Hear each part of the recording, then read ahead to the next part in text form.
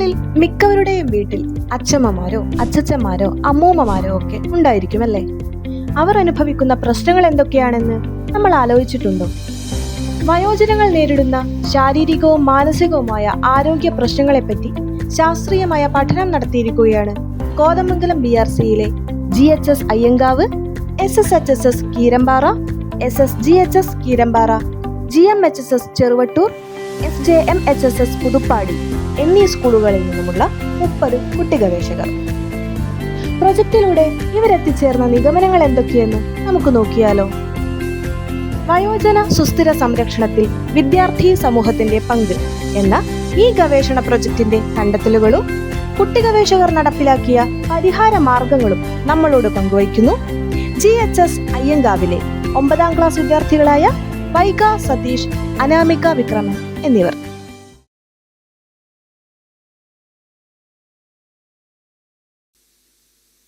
മക്കളായി 4 പേരുണ്ടെങ്കിലും അമ്മ ഏകയാണീ ഊഴിയിൽ. അച്ഛൻ മറഞ്ഞൊരു കാലം മുതൽക്കമ്മ ഭാരമായി തീർന്നുവോ 4 പേർക്കും. 4 ഊഴി മണ്ണും പകുത്തെടുത്തു മക്കൾ 4 വഴിക്കായി പിരിഞ്ഞു പോയി. അച്ഛമ്മേ, അച്ഛമ്മേ. ആരാത്? ഞാനാ, അമ്മു. ആ, നീയാണോ? നീ ഇങ്ങ് കയറുവാടി. ഭയങ്കര പാട്ടൊക്കെയാണല്ലോ. ആ, അത് പിന്നെ ചുമ്മാ ഇരുന്നപ്പം. നിനക്കിന്ന് പള്ളിക്കൂടം ഇല്ലേ? ഇന്ന് ഞായറാഴ്ച അല്ലേ? ഇന്ന് ഞായറാഴ്ചയാണല്ലേ?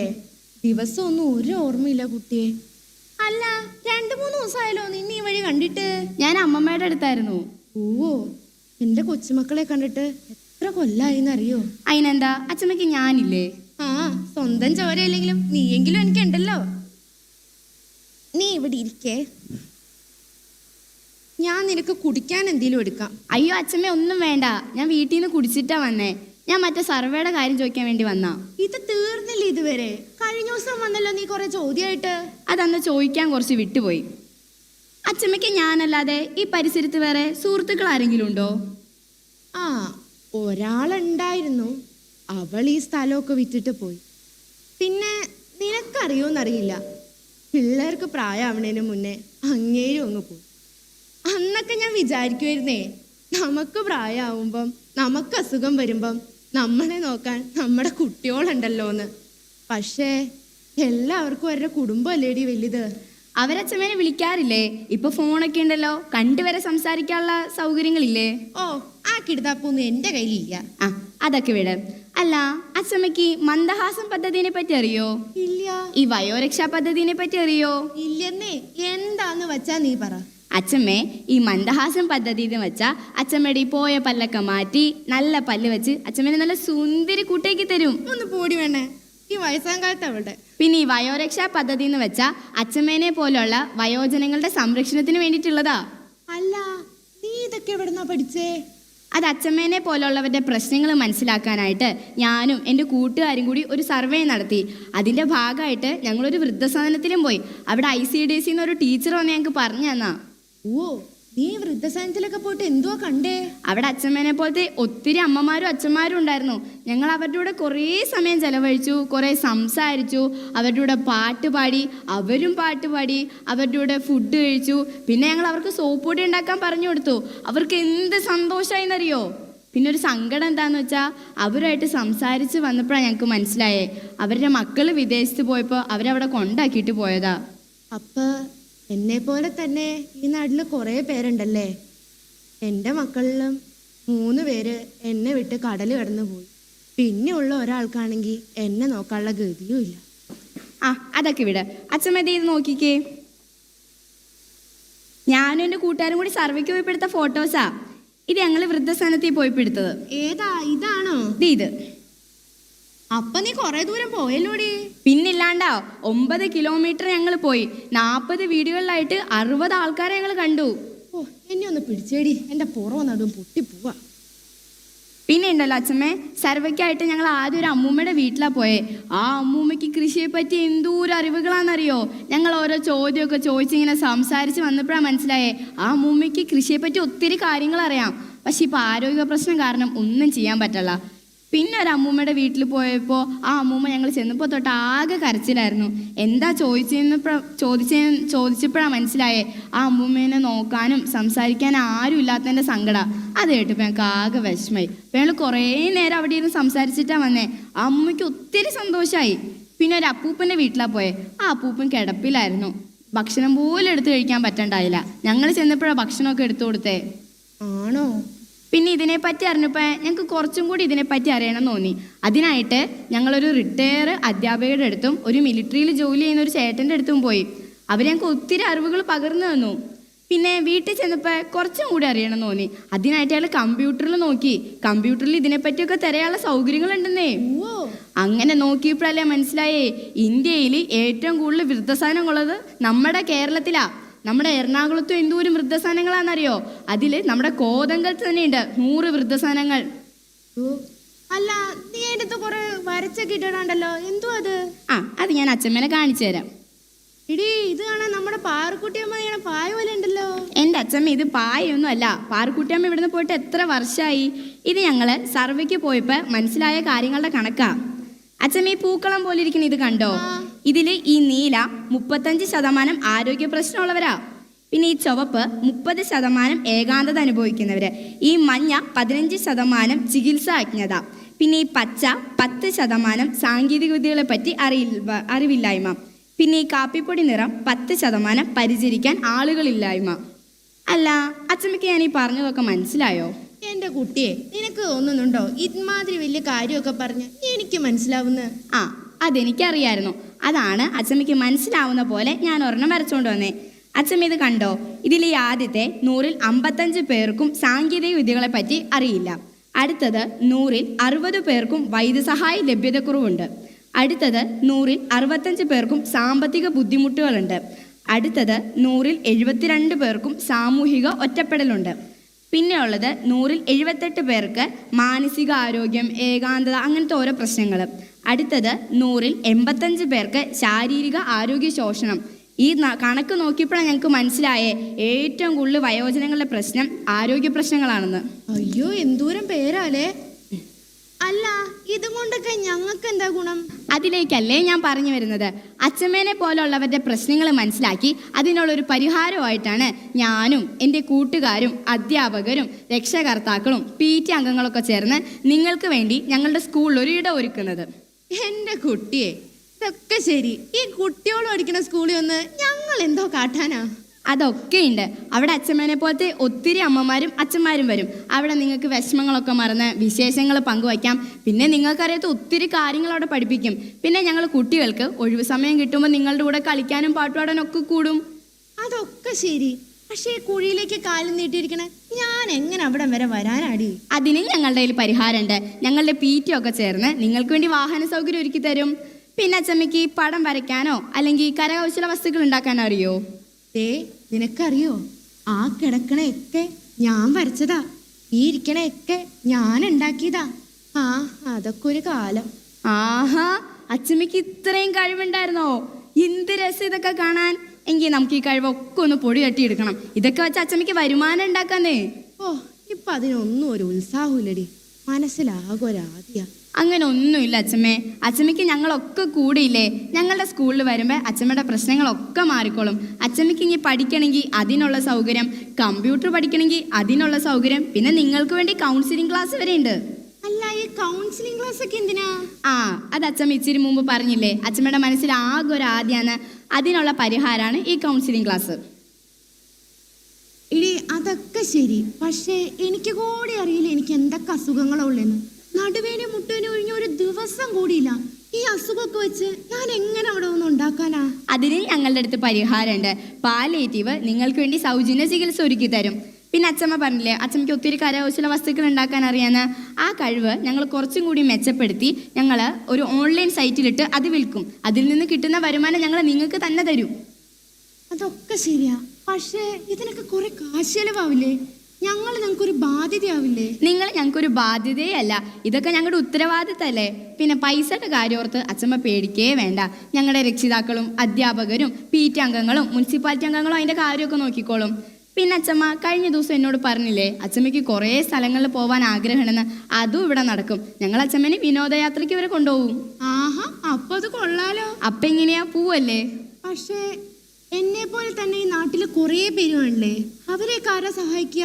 അതിനെന്റെ അച്ഛമ്മ ഇതിവിടെ തീരുന്നില്ലല്ലോ, ഞങ്ങൾ തുടങ്ങിയിട്ടല്ലേ ഉള്ളൂ. എൻ്റെ കുട്ടിയെ, നിന്നെ പോലെ ഈ നാട്ടിലെ എല്ലാവരും ഇങ്ങനെ ആയിരുന്നെങ്കിൽ എന്ത് രസമായിരുന്നു. മക്കളെ, നിങ്ങളിതൊന്ന് കേട്ടു നോക്കൂ. നിങ്ങളെ മാത്രം ഇഷ്ടപ്പെടല്ലപ്പാ, നമ്മളെ മാത്രം ഇഷ്ടപ്പെടല്ലപ്പാ, നിങ്ങളെ മാത്രം ഇഷ്ടപ്പെടല്ലപ്പാ, നമ്മളെ മാത്രം ഇഷ്ടപ്പെടല്ലപ്പാ. ഒരമ്മ പെറ്റതുപോലെ എല്ലാരും അങ്ങനെ തന്നെ, ഒരമ്മ പെറ്റതുപോലെ എല്ലാരും അങ്ങനെ തന്നെ, നിങ്ങളെ മാത്രം ഇഷ്ടപ്പെടല്ലപ്പാ, നമ്മളെ മാത്രം ഇഷ്ടപ്പെടല്ലപ്പാ. Thank you team Kothamangalam. നല്ലൊരു കൈയടി കൊടുക്കണ്ടേ?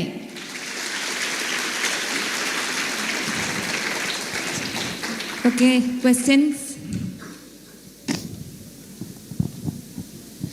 ഈ ഇടമെന്ന് പറയുന്നത് നിങ്ങളുടെ സ്കൂളിൽ തന്നെ റെഡിയാക്കാൻ അല്ലേ ഉദ്ദേശിക്കുന്നത്? അതെ അതെ. അപ്പോൾ ഇത് സ്കൂളിൽ തന്നെ റെഡിയാക്കുമ്പോൾ ഇത് അവർക്ക് അവിടെ താമസ സൗകര്യം ഉണ്ടാകുമോ ഇല്ലയോ? താമസ സൗകര്യം ഇല്ല. രാവിലെ വന്ന് വൈകുന്നേരം തിരിച്ചു പോകുന്ന സംവിധാനമാണ് ഞങ്ങളിപ്പോൾ നോക്കുന്നത്. അവർക്ക് അതിനു വേണ്ടി വാഹന സൗകര്യം ഒരുക്കിയിട്ടുണ്ട്. ഇത് പ്രധാനമായിട്ട് നോക്കാനുള്ള കാരണം ഇപ്പോൾ പലവരും ഈ വീട്ടിൽ ഒറ്റപ്പെട്ടിരിക്കുന്നുണ്ട്. അവരുടെ കുട്ടികൾ ജോലിക്ക് പോകും, അവരുടെ പേരക്കുട്ടികൾ സ്കൂളിൽ പോകും. ആ സമയമൊക്കെ അവർ ഒറ്റപ്പെട്ടായിരിക്കണേ. അത് അവരുടെ മാനസികാരോഗ്യം വളരെ മോശമാക്കുക ചെയ്യുന്നത്. അപ്പോൾ ഇത് നമുക്ക് ഇതിലൂടെ മാറ്റിയെടുക്കാൻ കഴിയും. നിങ്ങളുടെ റോൾ പ്ലേയിലെ അമ്മൂമ്മയുടെ മക്കളെല്ലാം വിദേശത്ത് പോയി എന്നല്ലേ പറയുന്നത്? അപ്പോൾ അങ്ങനെ വീട്ടിൽ ഒറ്റയ്ക്ക് അത്ര പ്രായമായ ആൾക്കാർ വീട്ടിൽ ഒറ്റയ്ക്ക് താമസിക്കുന്ന അങ്ങനെയുള്ളവർക്ക് കൂടുതലും ഇതുപോലെ മാനസിക പ്രോബ്ലംസ് ഉണ്ടാവുമല്ലോ. അങ്ങനെയുള്ളവരെയാണ് മെയിനായിട്ട് നിങ്ങൾ ഈ ഇടം എന്നൊരിതിൽ ലക്ഷ്യം വെക്കുന്നത്. അപ്പോൾ അവർക്ക് അങ്ങനെ ഒരു റെസിഡൻഷ്യൽ സൗകര്യമില്ലെങ്കിൽ ഇപ്പം പെട്ടെന്ന് വീട്ടിൽ അവർ വൈകുന്നേരം എന്ന് പറഞ്ഞാൽ ഈ ഒരു സെഷൻ കഴിഞ്ഞ് അവർ വീട്ടിൽ വെച്ച് ഒറ്റയ്ക്കായിരിക്കും. അവിടെ വെച്ച് അവർക്ക് എന്തെങ്കിലും ആരോഗ്യ പ്രശ്നങ്ങൾ വരും. അങ്ങനെ ഒരു കാര്യം നിങ്ങൾ ഉറപ്പാക്കാൻ എന്തുകൊണ്ട് ശ്രമിക്കുന്നില്ല?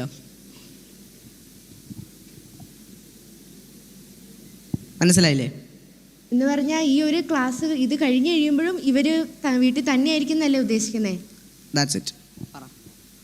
അതിനായിട്ട് നമുക്കിപ്പം ഒരിക്കലും വേറൊരാൾക്ക് പോയി ഇന്ന് ചെയ്യാൻ പറ്റില്ലല്ലോ. ഒന്നെങ്കിൽ ഇപ്പോൾ ഹോം നേഴ്സ് അങ്ങനെ എന്തെങ്കിലും സംവിധാനം നോക്കണം, അല്ലാതെ വേറെ അങ്ങനെ നമുക്കിത് ചെയ്യാൻ പറ്റില്ലല്ലോ. ഒത്തിരി വയോജനങ്ങൾക്ക് വേണ്ടി സ്കൂളിൽ ഇപ്പോൾ ഇങ്ങനെ കിടക്കാനുള്ള സൗകര്യം ഒരുക്കാനായിട്ട് നമുക്ക് കഴിയുന്നതല്ല. എല്ലാത്തിനും ഒരു ലിമിറ്റ്സ് ഇല്ലേ? It's A suggestion. പക്ഷേ നമ്മൾ ഒരു ഇത് ചെയ്യുമ്പോൾ അത് കംപ്ലീറ്റ് ആയിട്ട് ചെയ്യണ്ടേ? തീർച്ചയായും ചെയ്യണം. അപ്പം ഞങ്ങളിതൊരു സ്റ്റാർട്ടിങ് മാത്രമായിട്ടാണ് ചെയ്തത്. ഇനിയിപ്പോൾ ചിലപ്പോൾ വരുമ്പോൾ ഞങ്ങൾക്ക് അതിൻ്റെ ഒരു ഐഡിയോടെ വരുമായിരിക്കും. Okay, I appreciate.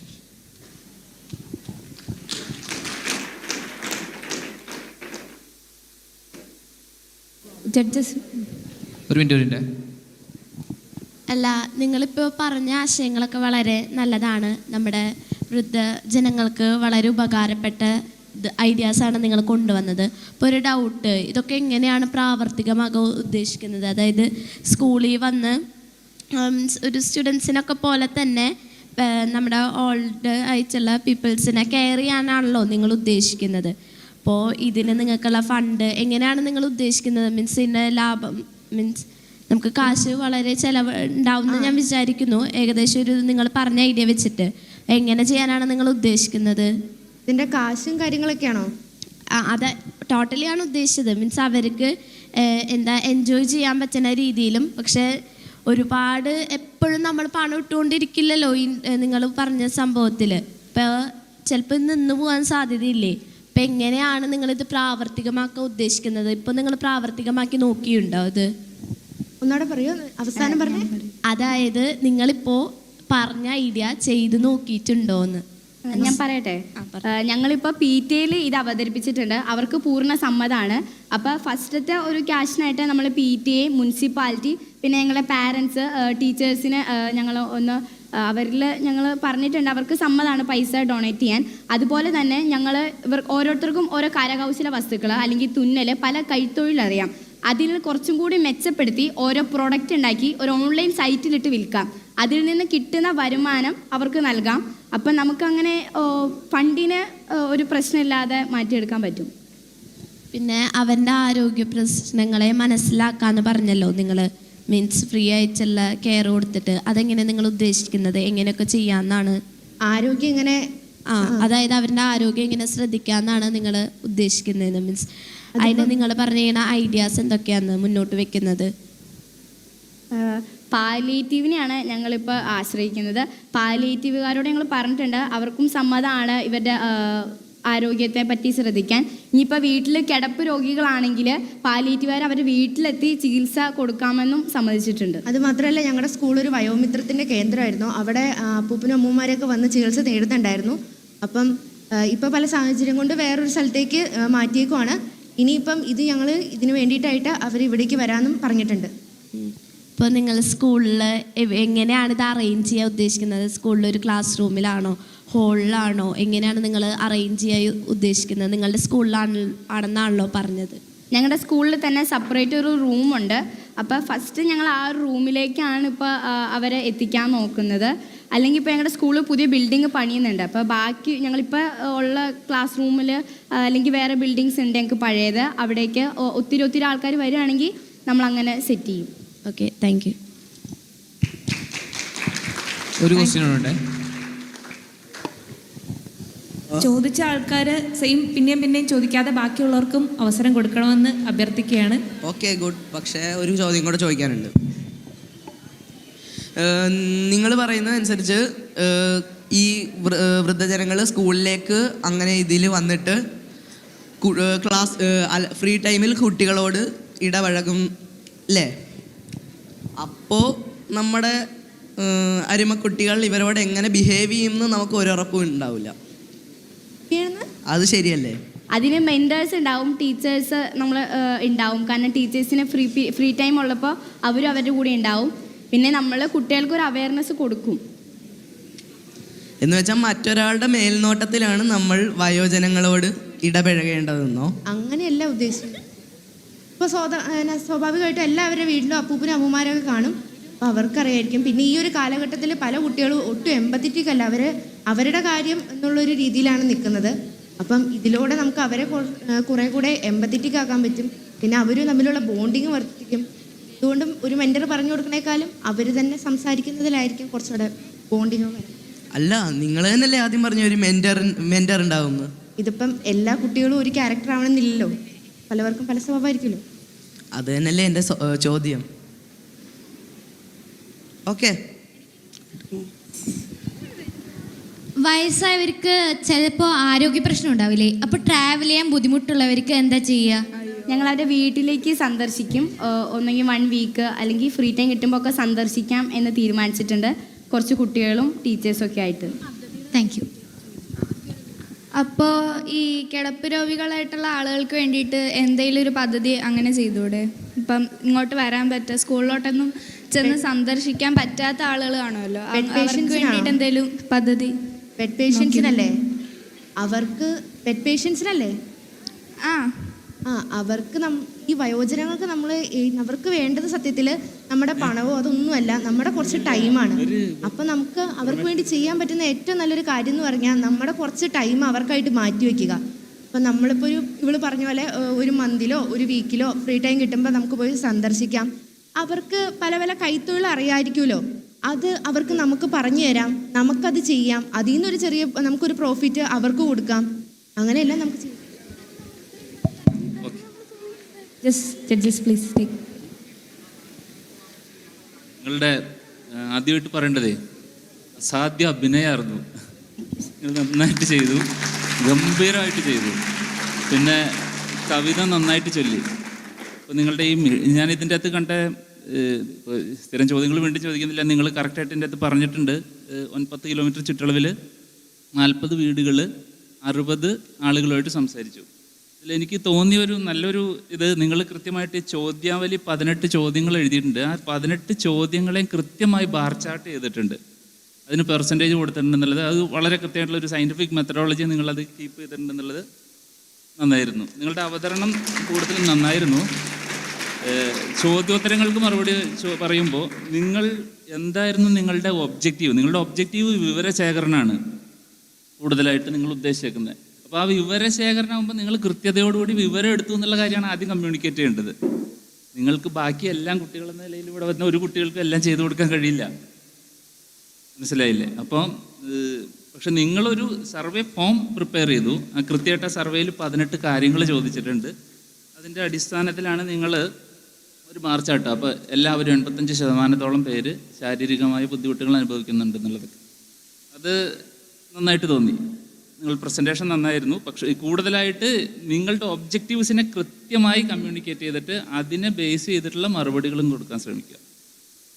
അഭിനന്ദനങ്ങൾ.